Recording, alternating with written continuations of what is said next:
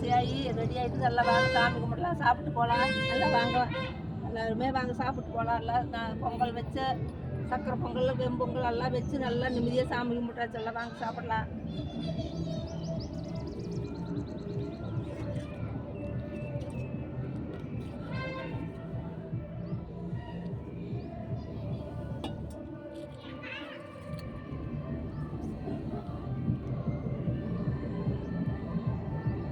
எல்லாமே வாங்க, மழை வர போட்டுருக்கு. எல்லாம் வாங்க சாமி கும்பிடலாம், சாப்பிடலாம்.